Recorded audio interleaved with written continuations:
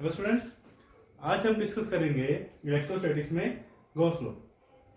CBSE point of view से बड़ा important topic है और 5 मार्क्स का क्वेश्चन आ रहा है इस टॉपिक से। तो गॉस लॉ पढ़ने से पहले थोड़ा सा इलेक्ट्रिक फ्लक्स रिवाइज करते हैं जो हमने पिछले लेक्चर में पढ़ा हुआ। तो इलेक्ट्रिक फ्लक्स क्या था? इलेक्ट्रिक फ्लक्स कितनी फील्ड लाइंस पास करती है किसी सरफेस से, that is known as electric flux. कि कितनी इलेक्ट्रिक फील्ड लाइन किसी सरफेस से पास करेगी उसको क्या बोल देंगे हम? इलेक्ट्रिक फ्लक्स कितना। तो इसका फॉर्मूला क्या पड़ेगा इलेक्ट्रिक फ्लक्स का? E इंटू ए इंटू कॉस थीटा। मैं एरिया को अब S से रिप्रेजेंट करूंगा, तो हमने फॉर्मूला पढ़ा था E S cos theta, where E is the electric field, S is the area जहां से फ्लक्स निकालना है, and theta is the angle between electric field and the area vector. Theta ध्यान रखना क्या था? Theta angle between electric field and area vector. Area vector किसे represent करते हैं हम? S से। और एक और फॉर्मूला था फ्लक्स का E डॉट ds। जब इलेक्ट्रिक फील्ड चेंज हो रही हो या एंगल थीटा चेंज हो रहा हो तो फॉर्मूला फ्लक्स के लिए हम ये यूज करेंगे। तो हमने यहां से फ्लक्स को क्या बोल दिया था कि flux is surface integral of electric field. अब फ्लक्स के ऊपर एक क्वेश्चन करते हैं जिससे अपने आप गॉस लॉ की स्टेटमेंट ऑटोमेटिकली आ जाएगी। तो क्या क्वेश्चन है? वो क्वेश्चन है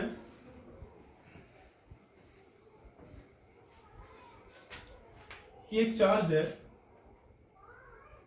प्लस क्यू और एक पॉइंट चार्ज है, ठीक है। इसकी वजह से फ्लक्स निकालो एक स्फीयर से कि जो ये चार्ज है ये सेंटर ऑफ स्फीयर पे पड़ा हुआ है, कि O क्या है? Centre of sphere.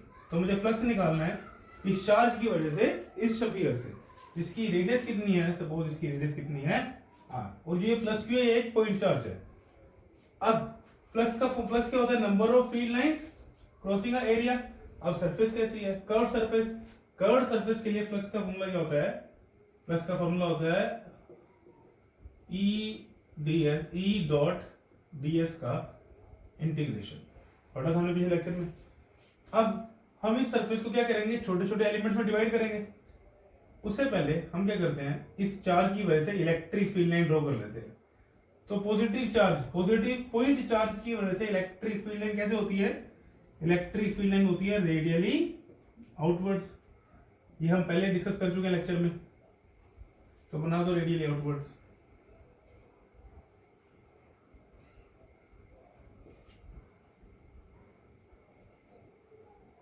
ऐसे बनाया था डायग्राम इलेक्ट्रिक फील्ड लाइन में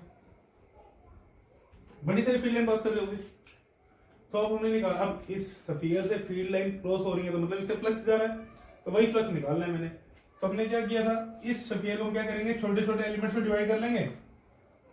तो सपोज एक एलिमेंट मैं ले लेता हूँ, यहाँ पे छोटा सा एलिमेंट लिया और इसका अब मुझे क्या करना है? इसका एरिया वेक्टर ड्रॉ करना है। क्यों? ताकि मुझे थीटा एंगल पता लगे, क्योंकि फ्लक्स का फॉर्मूला क्या बन जाएगा? ई ds cos थीटा।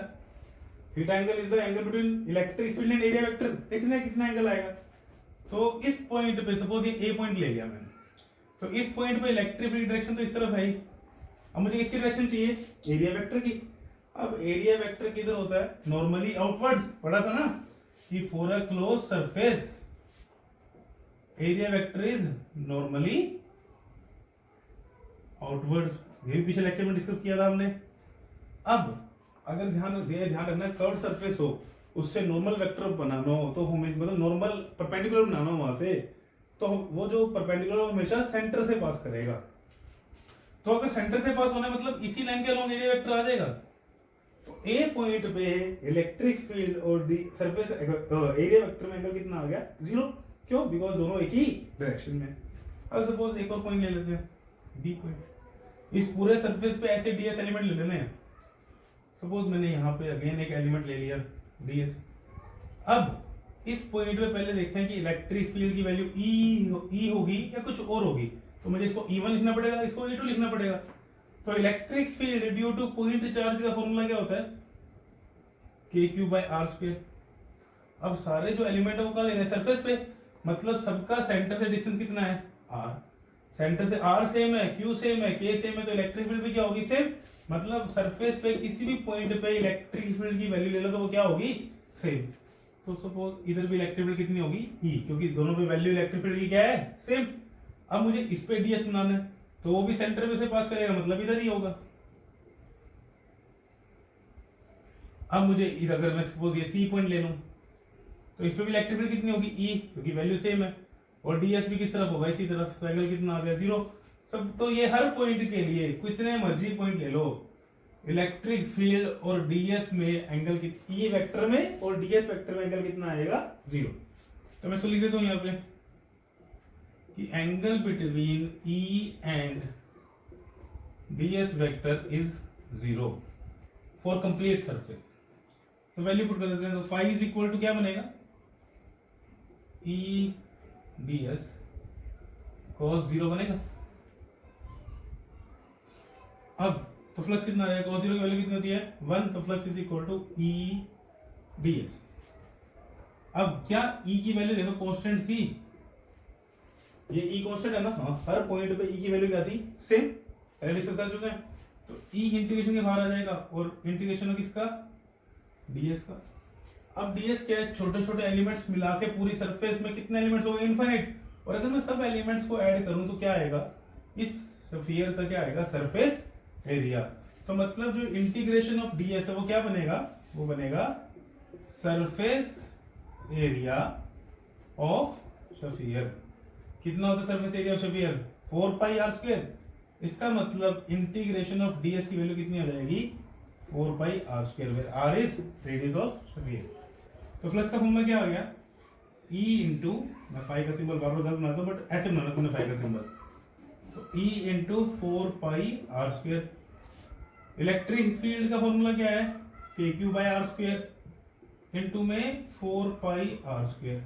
अब सपोज करते हैं जो ये चार्ज है इसको कहां पे रखा है वैक्यूम में, कि इसके चारों तरफ मीडियम कैसा है वैक्यूम। तो K की वैल्यू क्या होगी, K की वैल्यू हो जाएगी 1 by 4 pi epsilon nought Q by r square multiply by 4 pi r square. जो चीज कटती है काट दो, 4 पाई से 4 पाई कैंसिल, r स्क्वायर से r स्क्वायर कैंसिल। तो फ्लक्स क्या आ गया सिंबल दोबारा, तो flux is equal to Q by epsilon not. तो ये फ्लक्स आया स्फीयर से, अगर उसमें चार्ज कितना पड़ा है Q। अब इसी स्टेटमेंट से देखना हम गॉस लॉ की, इसी एक्सप्रेशन से गॉस लॉ की, मतलब ये एक्सप्रेशन से ही हम गॉस लॉ की स्टेटमेंट डिराइव करेंगे। तो अब ये यहां तक नोट कर लो पहले। तो अभी हमने क्वेश्चन क्या किया कि अगर किसी स्फीयर ने स्फीयर लिया था अभी, उसने Q चार्ज एनक्लोज किया हो तो फ्लक्स कितना होगा, flux will B Q by epsilon not. अब फ्लक्स की डेफिनेशन पे चले तो क्या था flux, flux is the number of electric field lines crossing a area normally, कि किसी एरिया को कितनी फील्ड लाइन क्रॉस करती है। अब ध्यान से समझना, गॉस लॉ की स्टेटमेंट को एक्सप्लेन करेंगे। अब सपोज करते हैं जो ये स्फीयर है इससे कितनी फील्ड लाइन क्रॉस कर रही है, सपोज करते हैं 20 फील्ड लाइन क्रॉस की। अब इस स्फीयर को एक क्यूब के अंदर रख दो, तो अगर इससे 20 फील्ड लाइन निकल रही थी तो उस क्यूब से भी कितनी निकलेंगी 20, मतलब जितना फ्लक्स इस स्फीयर से है उतना ही फ्लक्स उस क्यूब से होगा। अब क्यूब की जगह अगर मैं रख दूं सपोज सिलेंडर, मतलब इस स्फीयर को सपोज कर दो मैं ऐसे सिलेंडर में बंद कर दूं, ये ऐसे सिलेंडर में बंद कर दिया इसको, पूरा इसको बंद किया, तो जितनी फील्ड लाइन इस स्फीयर से निकल रही है उतनी ही फील्ड लाइन किससे होगी, सिलेंडर से बाहर निकलेंगी। तो मतलब जितना स्फीयर से फ्लक्स था उतना ही सिलेंडर से ही फ्लक्स होगा। अगर मैं कोई भी शेप बना लूं क्लोज, क्लोज मतलब जिसको एनक्लोज कर सके, सपोज ये ऐसी शेप है, कोई भी रैंडम कोई भी शेप ड्रॉ कर ले, तो जितनी फील्ड लाइन स्फीयर से थी उतनी इस क्लोज सरफेस से है। इसका मतलब क्या हुआ कि जो फ्लक्स निकल रहा है अगर चार्ज एनक्लोज कर रहा है वो सरफेस की शेप पे डिपेंड नहीं कर रहा। देख लो, चाहे सिलेंडर लिया, चाहे क्यूब लिया, चाहे कोई इरेगुलर सरफेस ली, फ्लक्स की वैल्यू क्या रही सेम। तो गॉस लॉ ने स्टेटमेंट क्या दी, उसने बोला according to Gauss law electric flux, statement को ध्यान सुनना, electric flux through a surface, surface नहीं क्लोज सरफेस, कि सरफेस क्लोज होनी चाहिए। क्लोज सरफेस का मतलब 3D शेप डिस्कस किया था हमने पहले, तो ध्यान रखना कोई इंपॉर्टेंट है। Electric flux through a close surface in free space, क्योंकि हमने यहाँ पे मीट चार्ज किसमें रखा था, वैक्यूम में, तो फ्री स्पेस का मतलब vacuum. In free space is equal to 1/ε0। अगर फ्री स्पेस है तभी यहाँ पे ε0 आया है, फ्री स्पेस है तभी क्या है यहाँ पे ε0। 1/ε0 times net charge enclosed by the surface. तो गॉस लॉ ने क्या बोला कि कोई भी क्लोज सरफेस हो, अगर वो क्यू चार्ज इनक्लोज कर रही हो तो कितना फ्लक्स बाहर आएगा, flux will be Q by epsilon not. तो ये इसने बोला कि flux is equal to 1/ε not time net charge enclose by the surface. Q क्या चाहते हैं, क्यू चीज है, मतलब क्यू का क्वांटिटी है नेट चार्ज जो एनक्लोज किया किसने, जिस सरफेस से हम फ्लक्स को निकाल रहे हैं। तो ये स्टेटमेंट थी गॉस की कि electric flux through a close surface, ध्यान रखना surface must be close in the free space is equal to 1/ε0 times the net charge enclosed by the surface. So this is the statement for Gauss law. Note कर लो इसको।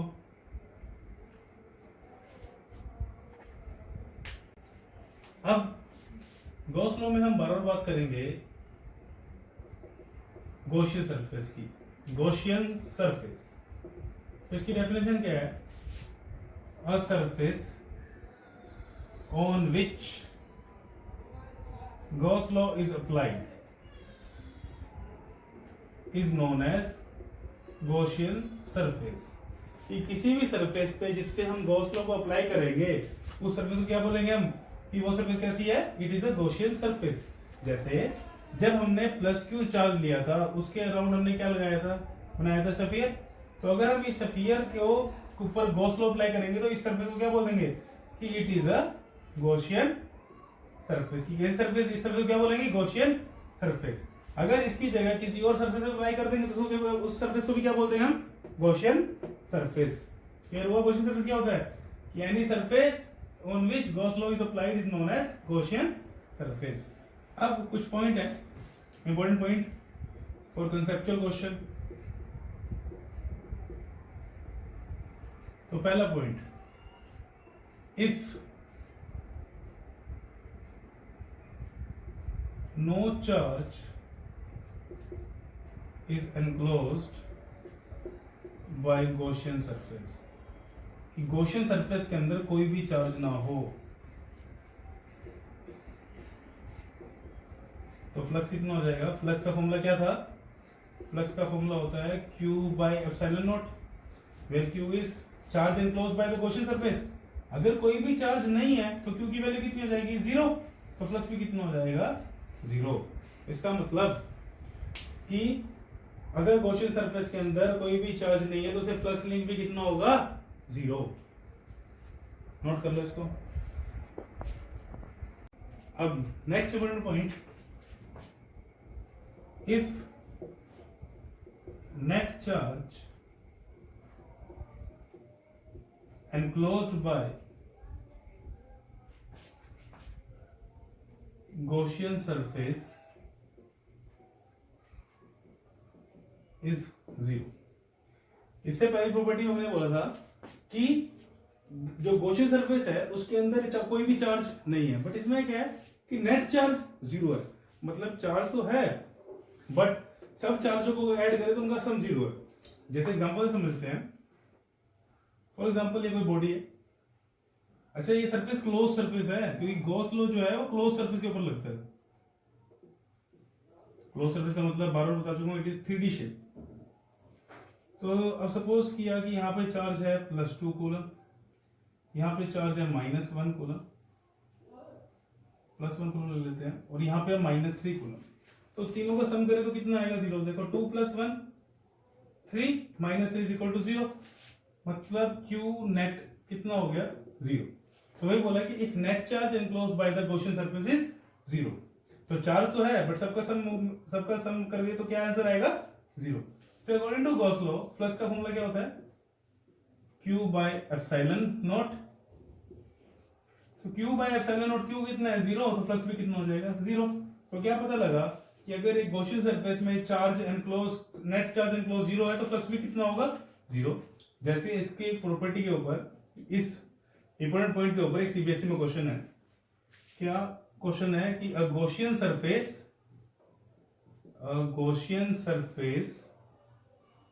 encloses dipole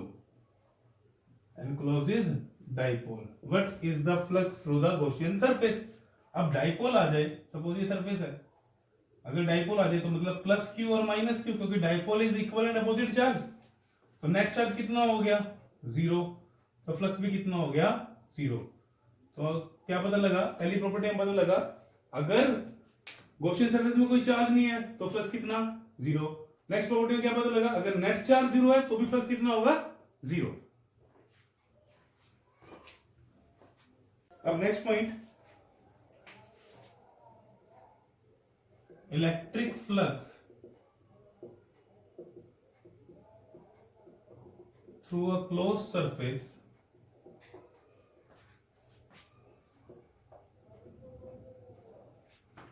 does not depend on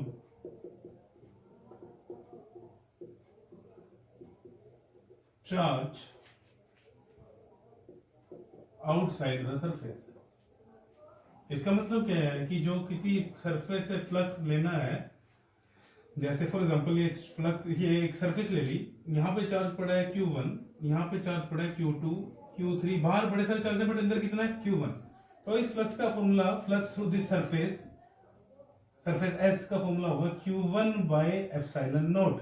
मतलब जितने charge बाहर पड़े हों उसका कोई role नहीं है। इस प्रॉपर्टी को समझते हैं तो उसके लिए पहले हमें पता होना चाहिए फ्लक्स के बारे में। फ्लक्स क्या था, number of electric field line crossing the surface. अब एक एग्जांपल करते हैं। फॉर एग्जांपल मैं क्यूब लेता हूं, एक क्यूब के लिए, क्योंकि ये क्वेश्चन पहले डिस्कस कर चुके हैं तो समझना इजी होगा। और मैंने यहां से ऐसे इलेक्ट्रिक फील्ड लाइन पास करवाई कि ये क्यूब में से इलेक्ट्रिक फील्ड लाइन पास कर रही है। इसलिए इससे पिछले लेक्चर में हमने पढ़ा था कि सिर्फ फ्लक्स कौन से फेज से होगा, फर्स्ट से और सेकंड से। तो फ्लक्स थ्रू फेज 1, मतलब ये लेफ्ट वाला फेज, इसको मैंने सपोज लिख लिया φ1, ठीक है। अब फ्लक्स का फॉर्मूला क्या होता है, ES cos थीटा, बिकॉज यहाँ थीटा की वैल्यू सेम रहेगी, इलेक्ट्रिक फील्ड भी सेम है, कितनी सपोज E, तो मैं ये फॉर्मूला अप्लाई कर सकता हूं। अब सपोज करते हैं इन दोनों फेज का एरिया कितना है A, तो एरिया वेक्टर की डायरेक्शन हमने पढ़ा था क्या, क्लोज सरफेस के लिए एरिया वेक्टर किस तरफ होता है, नॉर्मली आउटवर्ड्स, तो इस तरफ आएगा एरिया वेक्टर। अब एरिया वेक्टर है इस तरफ इलेक्ट्रिक फील्ड है उस तरफ, तो थीटा कितना हो गया 180। तो इस सरफेस के लिए थीटा की वैल्यू कितनी होगी 180। तो φ1 कितना हो जाएगा, φ1 फ्लक्स का फॉर्मूला क्या होता है, EA cos 180 डिग्री। तो φ1 की वैल्यू कितनी होगी -EA। तो फ्लक्स जो आया वो क्या आया नेगेटिव। मतलब अगर इलेक्ट्रिक फील्ड एंटर कर रही है, देखो इस फेज पे एंटर कर रही है ना, तो फ्लक्स क्या आएगा नेगेटिव। तो हम कैसे लिखते हैं इसको, हम लिखते हैं इनवर्ड फ्लक्स, या जो फ्लक्स एंटर कर रहा है दैट इज नेगेटिव। अब यही बात करें फेज 2 की,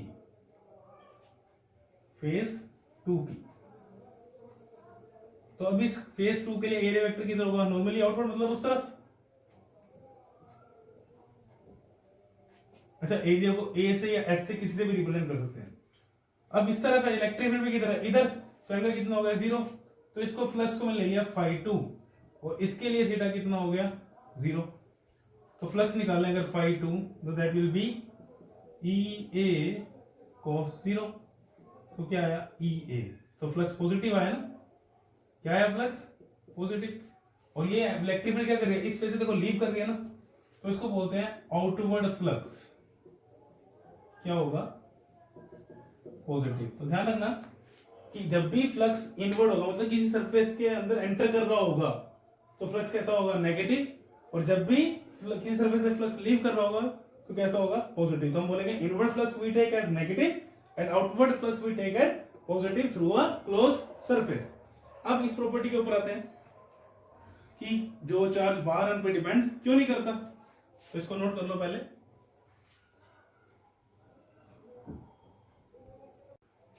अब देखते हैं इस प्रॉपर्टी पे। फॉर एग्जांपल ये सरफेस है, यहां से मैंने सपोज के बाहर मैंने प्लस क्यू चार्ज रखा, अगर मैं प्लस क्यू की वजह से इलेक्ट्रिक फील्ड लाइन बनाऊं तो कैसे बनती है, रेडियली आउटवर्ड्स। सपोज ऐसे फील्ड लाइन बनाई मैंने, इसकी वजह से हर तरफ एक्टिव फील्ड लाइन होगी, बट इस सरफेस से यही क्रॉस करे तो मैं सिर्फ इन्हीं पे कंसंट्रेट करता हूं इस टाइम पे। अब देखो इस सरफेस से सपोज मुझे फ्लक्स निकालना है इस चार्ज की वजह से, कि फ्लक्स कितना होगा। तो इस सरफेस पे फर्स्ट सेकंड और थर्ड पॉइंट पे फ्लक्स क्या कर रहा है, मतलब फील्ड लाइन क्या कर रही है, एंटर कर रही है। मतलब फ्लक्स कैसा है, इनवर्ड फ्लक्स। कितनी फील्ड लाइन एंटर कर रही है, 3। अब देखो इसी सरफेस पे कितनी फील्ड लाइन लीव कर रही है, देखो 4, 5, 6 पॉइंट पे 3 ही फील्ड लाइन क्या कर रही है, लीव। इसका मतलब number of field lines entering is equal to number of field lines leaving the surface। मतलब जितनी फील्ड लाइन एंटर कर रही है उतनी फील्ड लाइन लीव कर रही है। अब इलेक्ट्रिक फ्लक्स क्या था, electric field line crossing the surface, तो जितनी फील्ड लाइन एंटर कर रही उतनी फील्ड लाइन क्या कर रही है, लीव। तो इसका मतलब मैं बोल सकता हूं कि इनवर्ड फ्लक्स की वैल्यू इक्वल होगी किसके, आउटवर्ड फ्लक्स के। क्यों बोला ऐसा, क्योंकि फ्लक्स क्या होता है, number of field line crossing the area, जितनी एंटर कर रही है उतनी लीव कर रही है। बट यहां मैं लिखूंगा मैग्नीट्यूड ऑफ इनवर्ड फ्लक्स। ऐसा क्यों, क्योंकि इनवर्ड फ्लक्स क्या होता है, नेगेटिव, आउटवर्ड फ्लक्स क्या होता है, पॉजिटिव। फ्लक्स का मैग्नीट्यूड सेम है बट साइन अपोजिट होगा। कैसे, φ1 ले लेता हूं मैं इनवर्ड फ्लक्स, φ2 ले लेता हूं मैं आउटवर्ड फ्लक्स। तो φ2 कैसा होगा, φ2 की वैल्यू क्या होगी, पॉजिटिव। क्यों, आउटवर्ड फ्लक्स है। और φ1 कैसा होगा, नेगेटिव। क्यों, इनवर्ड फ्लक्स है। और मैग्नीट्यूड ऑफ φ1 इक्वल है मैग्नीट्यूड ऑफ φ2 के। मतलब अगर φ2 की वैल्यू 5 ले लेते हैं जनरल, तो φ1 कितना होगा, it will be -5। Negative sign जो है ना, पता लग गया, जितना लीव किया उतना ही एंटर किया। तो एंटर वाले को क्या लेते हैं, नेगेटिव, और जो लीव कर उसको क्या लेते हैं, पॉजिटिव। तो φ2 अगर 5 है तो φ1 क्या हो जाएगा, -5। तो नेट फ्लक्स कितना, फ्लक्स स्केलर क्वांटिटी है तो ऐड कर सकते हैं, मतलब φ1 प्लस φ2, मतलब -5 + 5 दैट इज इक्वल टू 0। अच्छा तुम सब फाई का सिंबल ऐसे बनाना, मुझे आदत डली हुई ऐसे बनाने की, बट ये गलत है। तो फाई का सिंबल हम कैसे बनाएंगे, सर्कल डाल के बीच में स्ट्रेट लाइन से। तो नेट फ्लक्स कितना हो गया, 0। तो देखो ये जो चार्ज था ये सरफेस से बाहर था, इस चार्ज की वजह से फ्लक्स पे, इस सरफेस के थ्रू फ्लक्स के इफेक्ट, कोई इफेक्ट नहीं पड़ा, क्योंकि फ्लक्स कितना आ रहा है इस चार्ज की वजह से, 0। तो यही प्रॉपर्टी है कि जो flux through a close surface है वो कोई भी चार्ज उसके बाहर हो उस पर डिपेंड नहीं करता, सिर्फ किस पे डिपेंड करता है कि उसके अंदर कितना चार्ज पड़ा हुआ है। क्लियर, नोट कर लो ये चीज।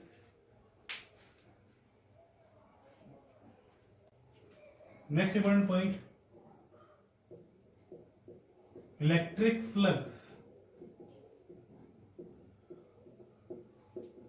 through the Gaussian surface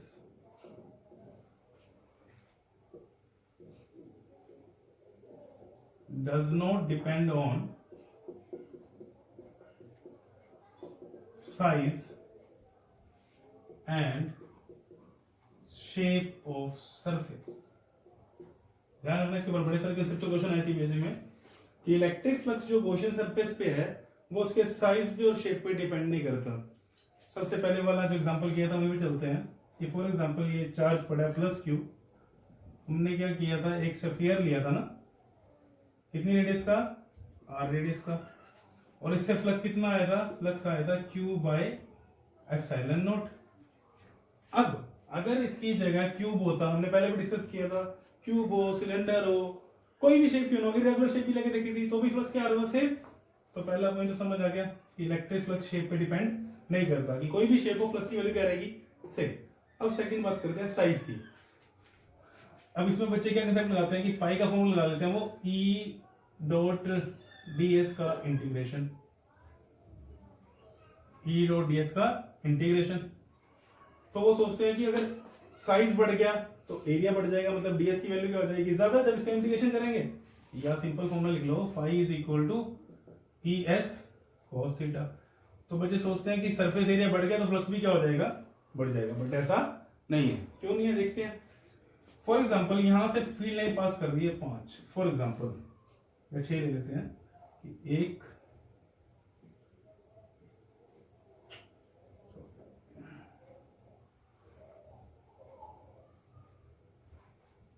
2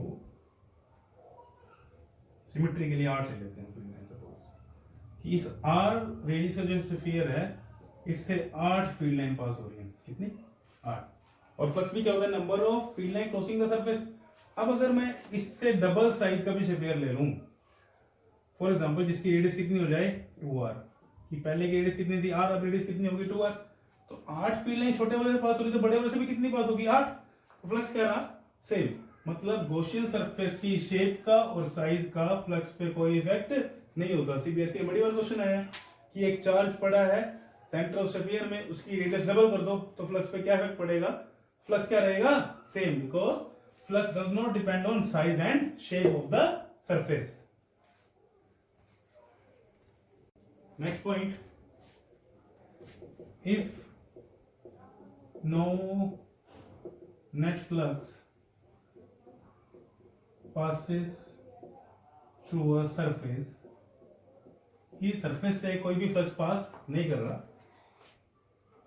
तो ये तो पक्का है कि उस सरफेस ने चार्ज एनक्लोज कितना किया होगा 0, बिकॉज फाई का फॉर्मूला क्या होता है Q बाई एप्सिलॉन नॉट। तो अगर फाई 0 है तो Q भी कितना हो जाएगा 0। बट इलेक्ट्रिक फील्ड 0 होगी या नॉन 0 हो सकती है, कौन सा है इलेक्ट्रिक फील्ड नॉन 0 पॉसिबल है। जैसे फॉर एग्जांपल बात करते हैं कि इस सरफेस से ऐसे इलेक्ट्रिक फील्ड लाइन पास कर रही है। अब इस सरफेस से फ्लक्स कितना है 0, क्यों 0 है, क्योंकि कोई चार्ज एनक्लोज नहीं किया। बट इस सरफेस पे इलेक्ट्रिक फील्ड की वैल्यू तो है ना, सपोज यहाँ इलेक्ट्रिक फील्ड है तो सरफेस पे इलेक्ट्रिक फील्ड वैल्यू कितनी है E।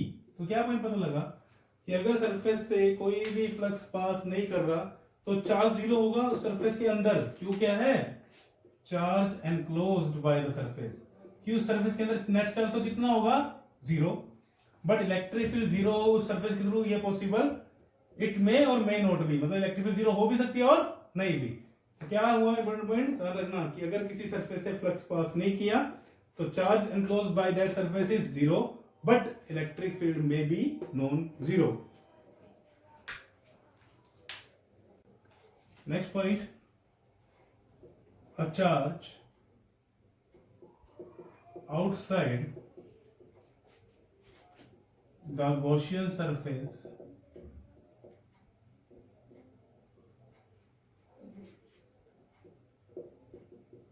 does not affect the flux through it।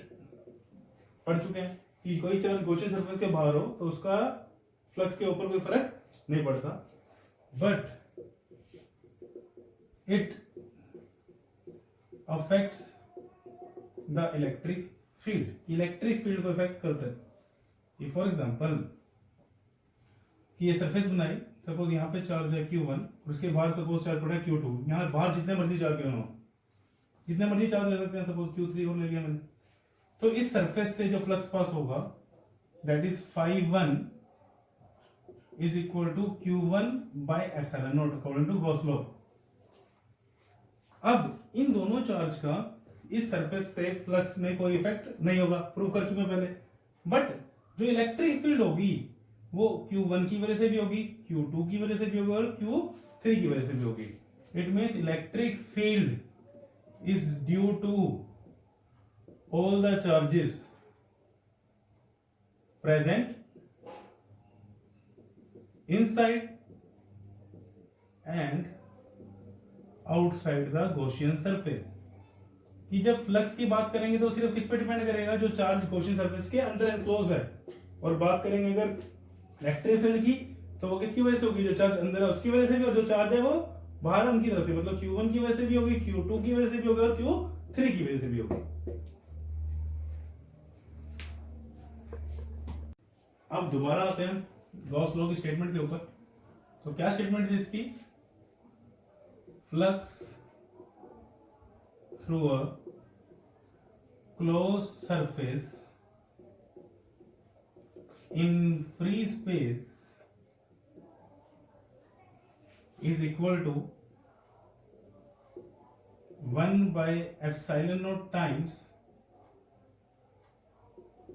net charge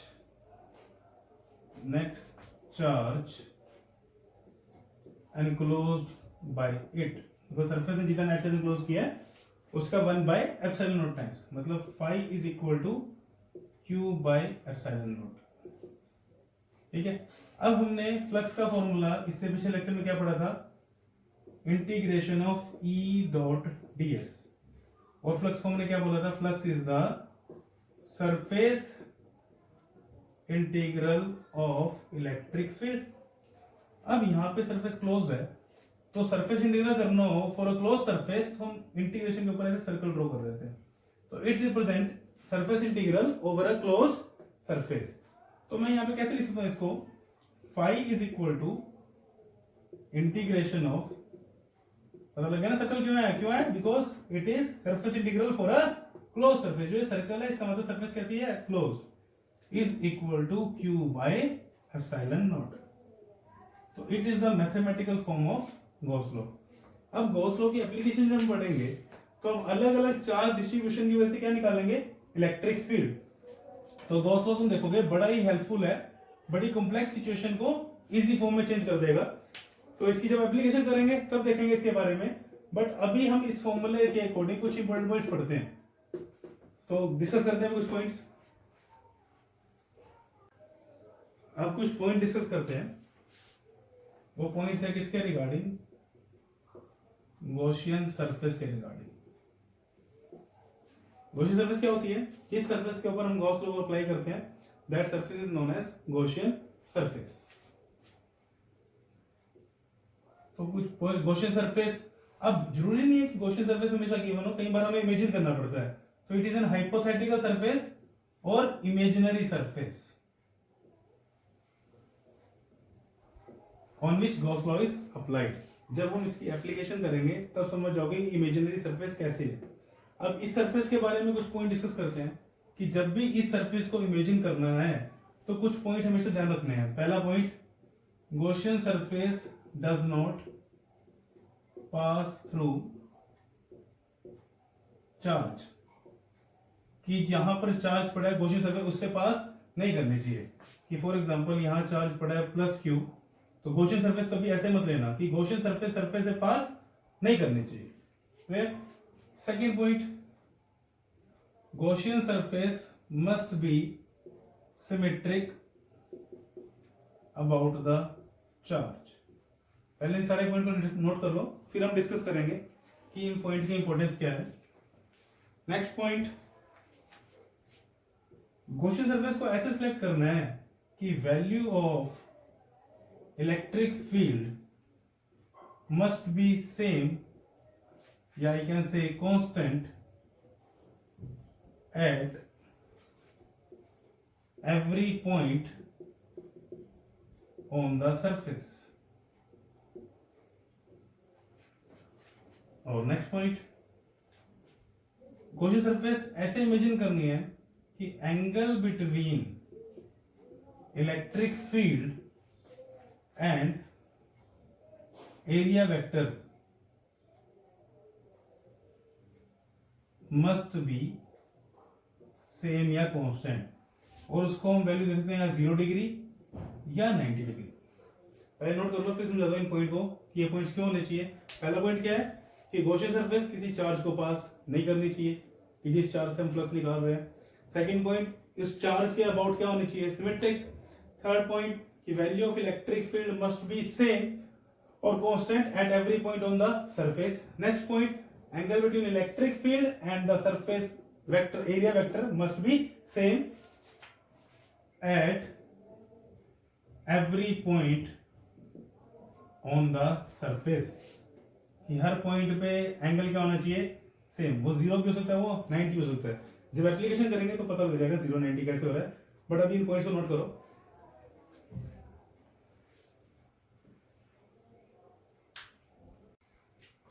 अब बात करते हैं गॉसियन सरफेस के जो पॉइंट डिस्कस किए थे उनके बारे में। तो जब हम गॉस लॉ को यूज करेंगे, इसकी हेल्प से हम क्या निकालेंगे, फ्लक्स, फिर हम क्या निकालेंगे, इलेक्ट्रिक फील्ड। अब एग्जांपल लेते हैं पॉजिटिव चार्ज का, कि इससे मुझे फ्लक्स निकालना है, मतलब इलेक्ट्रिक फील्ड निकालनी है। सपोज कितने डिस्टेंस पे, आर डिस्टेंस पे, पहले निकाल चुके हैं, बट हम किसके हेल्प से निकालेंगे, हम गॉस लॉ की हेल्प से। हमने क्या किया, एक हाइपोथेटिकल सरफेस ड्रॉ कर ली, और जिस पॉइंट पे इलेक्ट्रिक फील्ड निकालनी है वो पॉइंट गॉसियन सरफेस के ऊपर होना चाहिए, ध्यान रखना इस पॉइंट को। तो अगर मैं यहाँ पे इलेक्ट्रिक फील्ड निकालना चाहूँ, तो हमने पहले निकाला था फ्लक्स, कितना निकाला था फ्लक्स की value, Q by epsilon not. तो दैट मस्ट बी, उसको हम किसके ऊपर रखेंगे, integration of E dot ds। इसको हम सबसे पहले डिस्कस कर चुके हैं, मैं दोबारा नहीं जाना चाह रहा उस पॉइंट के ऊपर। तो E ds cos 0 is equal to Q by epsilon not. तो E bar integration of ds is equal to Q by epsilon not. तो E ds की वैल्यू क्या थी, 4 pi r square Q by epsilon nought. ऐसे लग रहा है ना, उस डेरिवेशन को जो हमने सबसे पहले की थी उसको रिवर्स डायरेक्शन में कर रहे हैं, बट समझने के लिए जरूरी है, क्योंकि अभी बिल्कुल सिंपल एग्जांपल ले रहे हैं, जब बाद में थोड़ी कॉम्प्लेक्स प्रॉब्लम आएगी तो समझोगे कि चीजें क्या अभी क्लियर हो रही है। गॉसियन सरफेस के बारे में जो पॉइंट लिखे हैं वो जरूरी क्यों है। तो पहला पॉइंट क्या था कि गॉसियन सरफेस चार्ज से पास नहीं करनी चाहिए। क्यों नहीं करनी चाहिए, कि Gaussian surface must enclose the charge, कि वो चार्ज को एनक्लोज करे, चार्ज सरफेस पे तो उसको एनक्लोज नहीं कर पाएगी। सेकंड पॉइंट क्या था, symmetry about charge. Symmetry about charge का मतलब है कि जितनी फील्ड लाइन, अगर यहां से फील्ड लाइन पास कर रही है कुछ, तो उसके अपोजिट फेज में से भी उतनी ही फील्ड लाइन क्या करेंगी, पास करेंगी। तो जो चार्ज है वो दैट मस्ट बी सिमेट्रिक, जो गॉसियन सरफेस है that must be symmetric about charge. इसके कुछ क्वेश्चन को डिस्कस करेंगे कि ये प्रॉपर्टी क्यों होनी चाहिए, तब इजीली समझ आएगा। ऐसा नहीं है कि अगर सिमेट्री ना हो तो हम गॉस लॉ अप्लाई नहीं कर सकते, गॉस लॉ को हम अप्लाई तब भी कर सकते हैं, बट उससे कैलकुलेशन क्या हो जाएंगी, इजी। जैसे कुछ क्वेश्चन डिस्कस करेंगे तब ये प्रॉपर्टी क्लियर हो जाएगी। थर्ड प्रॉपर्टी क्या बोली थी, कि इलेक्ट्रिक फील्ड क्या होनी चाहिए हर पॉइंट पे, कांस्टेंट। अब इस स्टेप के बाद ये स्टेप देखो, अगर इलेक्ट्रिक फील्ड कांस्टेंट ना होती हर पॉइंट पे इलेक्ट्रिक फील्ड की वैल्यू सेम ना हो, तो क्या मैं इलेक्ट्रिक फील्ड को इंटीग्रेशन से बाहर निकाल सकता हूं, नहीं। तो integration will be very tough. तो क्या पॉइंट पता लगा कि इलेक्ट्रिक फील्ड की वैल्यू क्या होनी चाहिए सरफेस के, कांस्टेंट, मतलब उसकी वैल्यू क्या रहनी चाहिए, सेम। अगर वैल्यू सेम ना रही तो कैलकुलेशन क्या हो जाएगी, बहुत ज्यादा टफ। इलेक्ट्रिक फील्ड सेम ना हो तब भी गॉस लॉ अप्लाई हो सकता है, but for making the calculation easy, electric field की वैल्यू क्या होनी चाहिए, सेम। पॉइंट क्लियर हो गया। नाउ लास्ट पॉइंट क्या था, कि थीटा की वैल्यू या तो 0 होनी चाहिए या 90, या फिर वैल्यू क्या होनी चाहिए पॉइंट पे सेम। ऐसा क्यों, अब सब यही सेम चीज, अगर थीटा यहाँ पे cos 0 ना होता, मतलब हर पॉइंट पे एंगल 0 ना होता, तो हमें इंटीग्रेशन किसका लेके चलना पड़ता, E ds cos थीटा का। तो integration will be again tough. तो अगेन हम क्या चाहेंगे कि थीटा की वैल्यू भी क्या रहे, सेम, और कितनी रहे वो, 0 या 90, क्योंकि cos 0 पे वैल्यू क्या हो जाएगी 1, और cos 90 वैल्यू क्या हो जाएगी 0, और कैलकुलेशन क्या हो जाएगी, easy. So to make the calculations easy, हम क्या चाहते हैं कि जो चार्ज हो वो क्या हो, जो गॉसियन सरफेस हो दैट मस्ट बी, पहला पॉइंट सिमेट्रिक अबाउट चार्ज, यही बोला था हमने। ऐसा क्यों, क्लियर हो गया कि सिमेट्री होगी तो फ्लक्स निकालना विल बी इजी, उससे इलेक्ट्रिक फील्ड निकालना क्या हो जाएगा, इजी। सेकंड पॉइंट, इसको मैं अभी एक क्वेश्चन की फॉर्म में डिस्कस करूंगा तो ये पॉइंट क्लियर हो जाएगा। सेकंड पॉइंट क्या था, कि इलेक्ट्रिक फील्ड की वैल्यू क्या होनी चाहिए सरफेस पे, कांस्टेंट। क्यों, पता लग गया, कांस्टेंट क्यों होनी चाहिए, ताकि वो इंटीग्रेशन से बाहर आ जाए और हमारी कैलकुलेशन क्या हो जाए, easy. Next point, third point, theta की वैल्यू भी क्या होनी चाहिए, सेम। कितनी होनी चाहिए उसकी वैल्यू, 0 या 90। अगर कुछ और वैल्यू हो या चेंज हो रही हो गॉस लॉ तब भी एप्लीकेबल है, बट कैलकुलेशन क्या हो जाएंगी, टफ। तो जब भी किसी गॉसियन सरफेस को इमेजिन करोगे किसी चार्ज के अराउंड या किसी चार्ज डिस्ट्रीब्यूशन के अराउंड, तो ये चारों पॉइंट ध्यान में रखना, तो गॉस लॉ की कैलकुलेशन क्या हो जाएगी, बहुत इजी।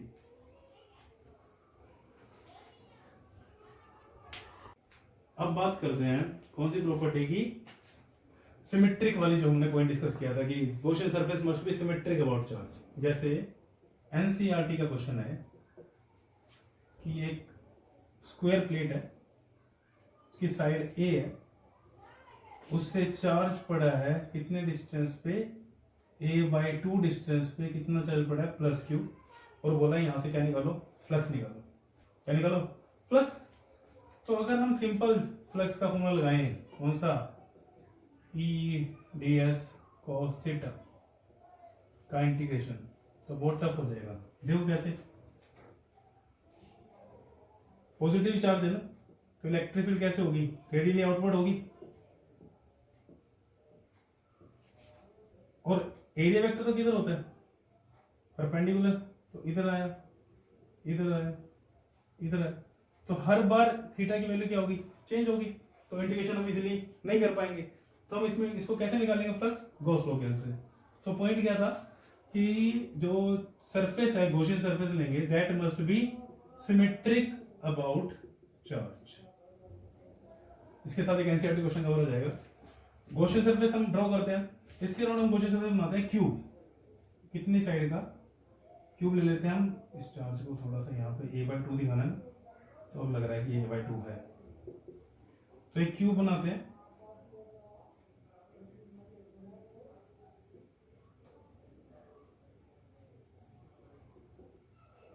सपोज मैंने क्यूब ड्रॉ कर लिया, और ये जो चार्ज है ये इसके सेंटर में पड़ा हुआ है a/2 डिस्टेंस पे, तो ये डिस्टेंस भी कितना हो गया, a/2।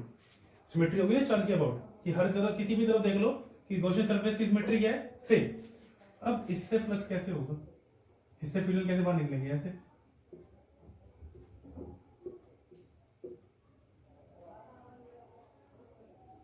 हर एक सरफेस से फील्ड लाइन बाहर निकलेगी। क्यूब को बनाया because Gauss law is applied on the closed surface, तो flux through the cube, that is q by epsilon not according to Gauss law. कि नेट चार्ज कितना है क्यूब में, q अपॉन एप्सिलॉन नॉट। अब निकालना है हमने किससे, हमने सिर्फ इस फेस से चाहिए, मतलब वन फेस से। अब टोटल फेस कितने हैं, 6। सपोज करो रूम के सेंटर में चार्ज पड़ो, बिल्कुल सेंटर में, तो उससे जो फील्ड लाइन बाहर निकलेगी वो हर फेस से बाहर निकलेगी। अब सिमेट्री की वजह से जो फील्ड लाइन बाहर निकलेगी वो हर फेस से क्या होगी, सेम। तो पता लगा सिमेट्री का मतलब क्या हुआ, कि जो फील्ड लाइन निकल रही है वो हर फेस से कितनी निकलेगी, इक्वल। मतलब फ्लक्स हर फेस से क्या होगा, सेम। कितने फेज में, कितने फेस होते हैं क्यूब के, 6, मतलब 6 जो फेस है उनसे फ्लक्स की वैल्यू क्या है, सेम। तो एक फेस से अगर मैं फ्लक्स निकालूं, flux through one face, that will be, जो क्यूब से पास कर रहा है, डिवाइड बाय 6, क्योंकि कितनी जगह डिवाइड हुआ, 6 पार्ट में। तो आंसर क्या आ जाएगा, q बाय 6 एप्सिलॉन नॉट, क्योंकि एक फेस से कितना था, q बाय एप्सिलॉन नॉट। तो पता लग गया सिमेट्री का मतलब क्या है। सिमेट्री से जितना फेस एक फ्लक्स से, मतलब जितना हर जो फेस होगा सरफेस का, उससे फ्लक्स क्या होगा, सेम। अभी और भी एग्जांपल करेंगे जब हम इसकी एप्लीकेशन करेंगे। तो पॉइंट ध्यान रखना क्या, कि जो इलेक्ट्रिक, जो हमने गॉसियन सरफेस लेनी है, that must be symmetric about the charge.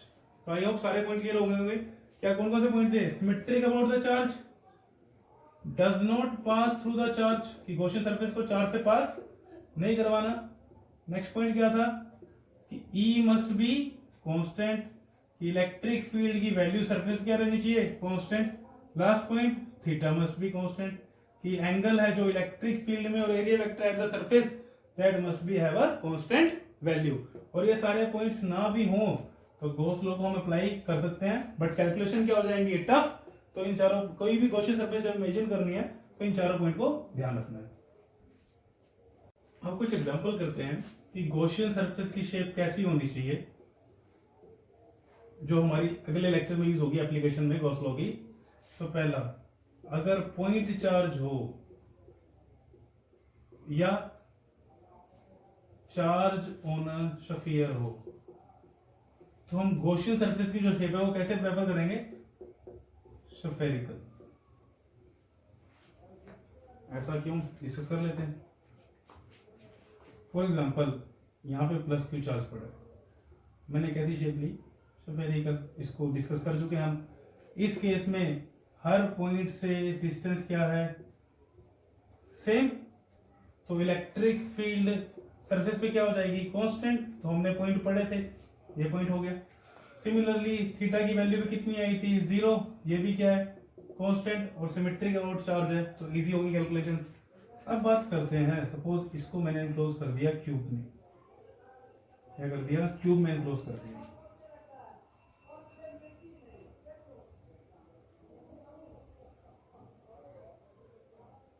और ये क्यूब के सेंटर में पड़ा है। अब सिमेट्री तो है, हम डिस्कस कर चुके हैं, तो फ्लक्स हम इजीली निकाल लेंगे क्या, क्यू बाय एप्सिलॉन नॉट। अब अगर मुझे इलेक्ट्रिक फील्ड निकालनी है तो मैं फ्लक्स को किसके इक्वल रखूंगा, E D S cos theta is equal to Q by epsilon nought लूंगा। अब देखो यहां से यहां तक का डिस्टेंस सपोज सेंटर में पड़ा है, ये साइड ए है तो ये कितना हो जाएगा, ए बाय 2। अब अगर मैं इससे इस तक का डिस्टेंस लूं तो ये डिस्टेंस सेम नहीं होगा, तो मतलब इलेक्ट्रिक फील्ड भी सेम नहीं होगी। तो मतलब इंटीग्रल, अब हर पॉइंट के लिए डिस्टेंस क्या करेगा, वेरी करेगा। तो मतलब सरफेस पे जितने पॉइंट होंगे इलेक्ट्रिक फील्ड क्या करेगी, वेरी करेगी। सिमिलरली थीटा की वैल्यू देखो वेरी करेगी, जैसे यहाँ पे तो थीटा 0 हो जाएगा क्योंकि एरिया वेक्टर भी ऊपर इलेक्ट्रिक फील्ड भी ऊपर, बट यहाँ पे एरिया वेक्टर ऊपर इलेक्ट्रिक फील्ड इधर, तो थीटा भी क्या कर रहा है, थीटा भी हर एक इसके लिए कि हर एक एलिमेंट के लिए, एरिया एलिमेंट के लिए वेरी कर रहा है। तो कैलकुलेशन क्या तुम कैलकुलेशन कर पाओगे, नहीं, बिकॉज ना तो ई कांस्टेंट है ना थीटा कांस्टेंट है, तो कैलकुलेशन क्या हो जाएगी, बहुत ज्यादा टफ। तो जब भी पॉइंट चार्ज हो या चार्ज ऑन स्फीयर हो या एक चार्ज स्फीयर हो, करेंगे हम गॉस लॉ के एप्लीकेशन में, तो सरफेस क्या प्रेफर करेंगे हम, कैसी सरफेस होनी चाहिए, स्फेरिकल। नई सरफेस हुई तो कैलकुलेशन, नई ऐसी सरफेस ली, कोई और शेप की सरफेस ली तो कैलकुलेशन क्या हो जाएगी, टफ। तो कैलकुलेशन इजी करने के लिए जो हम सरफेस लेंगे यहाँ पे, वही सरफेस हम जो मैं लिखूंगा वही क्वेश्चन सरफेस लेंगे, reason to make the calculations easy. अब नेक्स्ट बात करते हैं, अब मैं उन्हीं की बात करूंगा जो टॉपिक हमने करने हैं, मतलब जो गॉस लॉ की एप्लीकेशन करनी है। अगर आ जाए linear charge distribution,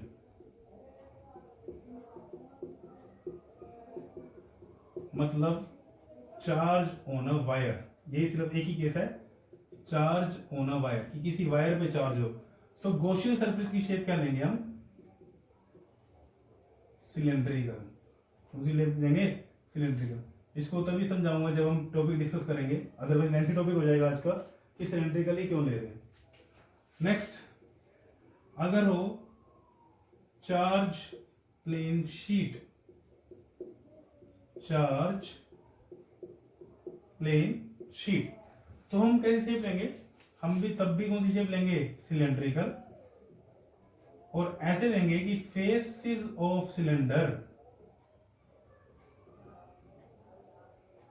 must be parallel to plane of sheet. ये सारे पॉइंट नोट कर लो, जैसे जैसे हम टॉपिक पढ़ते जाएंगे डिस्कस करेंगे कि इसी तरह की शेप क्यों ली। ये तो मैंने डिस्कस कर लिया स्फेरिकल क्यों ली, क्योंकि कैलकुलेशन वरना बहुत क्या हो जाएगी, टफ।